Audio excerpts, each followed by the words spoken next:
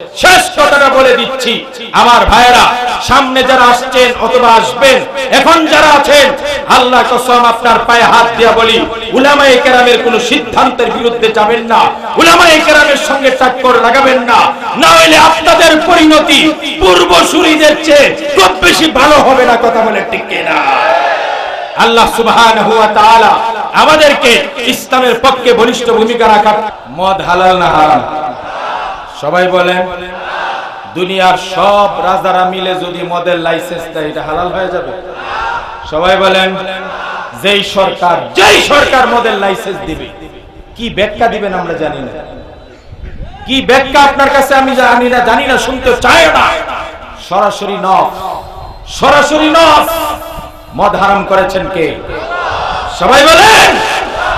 যেই সরকার মদের লাইসেন্স দিবে, এমন সরকার যত পিশাব হোক তাকে মানতে পারি?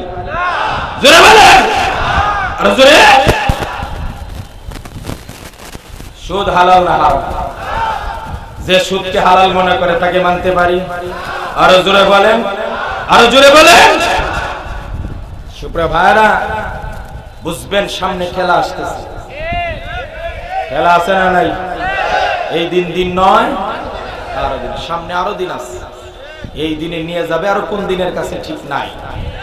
আমরার কপালে সবসময় মাই, এমন কপাল নিয়ে জন্মাইছি, যেই আয় এই খালি আলেমদেরকে মারে। প্রথমে পায়ে হাত দিই, এরপর একটা পরে কোমরে। এখন তো আগে বলে লাভ নেই নাকি? প্রথমে হাত দিয়া বলি পায়ে। আমরা তো দুইটা কারণে জন্মিছি।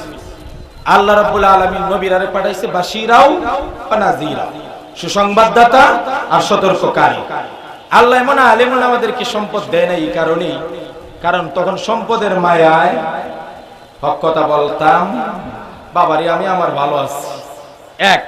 দুই নম্বর, নবীর ওয়ারিস বানাইছেন, ইলমের ওয়ারিস। এই ইলমের ওয়ারিসের দায়িত্ব হইল কথা বলা। এই জবান বন্ধ করার ক্ষমতা কারো আছে? আরো জোরে বলেন আছে? মিয়ারা, এটা কি সুশাসন? সামরিক শাসনের, আইয়ুব খানের সামরিক শাসন চলছে। পৃথিবীতে তিনটা কথা প্রচার আছে আর কি, বহুল প্রচলিত।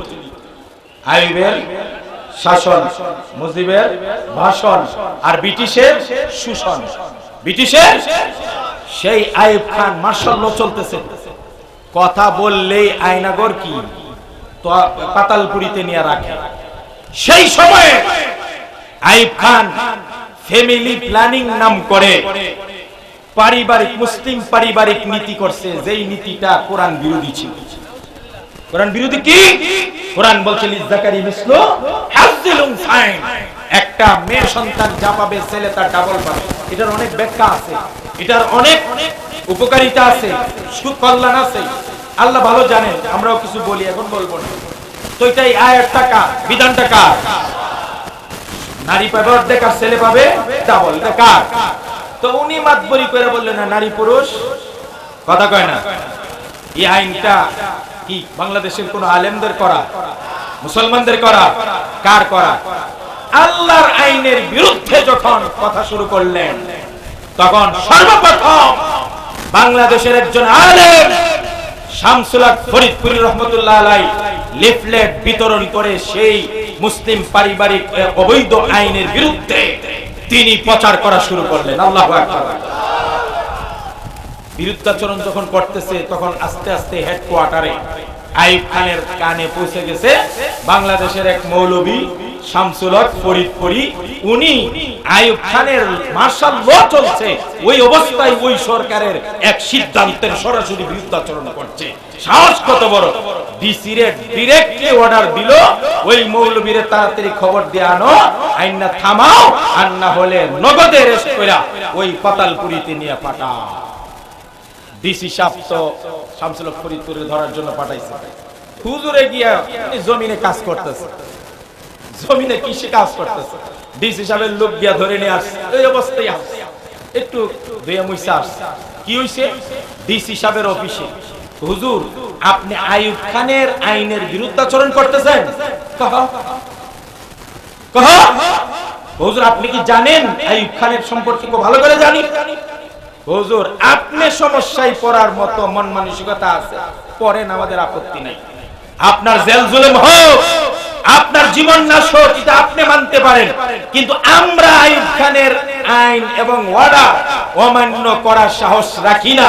কারণ আমাদের উপরে আইয়ুব খানের অর্ডার, যদি আপনি আপনার বক্তব্য উল্টো না করেন, নগদে অ্যারেস্ট করে নিয়ে যাওয়ার জন্য অর্ডার দিয়েছে।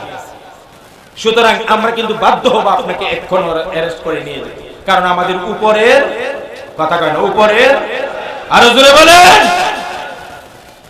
শামসুল হক ফরিদপুরি সেই দিন সিডিসি মহোদয়ের সামনে তার টেবিলে থাপ্পড় লাগিয়ে বলেছিলেন, তুমি যেমন তোমার উপরওয়ালা আইয়ুব খানের শাসন, আইয়ুব খানের অর্ডার মেনে আমাকে অ্যারেস্ট করতে বাধ্য হচ্ছ, ভয় দেখাচ্ছ, তুমি তোমার উপরওয়ালার কথা মানো, আমি আমার সবার উপরে যিনি আছেন ওই আল্লাহর আইন মানতে গিয়ে তার আইনকে অবাধ্য করলাম, আল্লাহকে নারাজ করতে পারবো না, তোমার মতো হাজারো আইয়ুব খানকে ছাড়তে পারবো। কথা বলে ঠিক কিনা?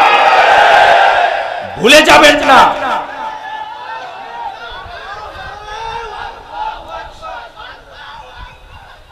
ভুলে যাবেন না। শেষ আমার কথা, আমার কথা শেষ। বলছিলাম না হযরত আসবেন আর আমার বক্তব্য শেষ।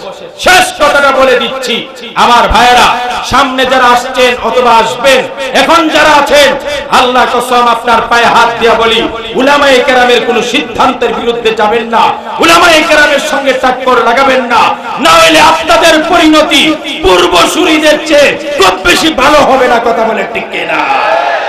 আল্লাহ সুবহানাহু ওয়া তাআলা আমাদেরকে ইসলামের পক্ষে বলিষ্ঠ ভূমিকা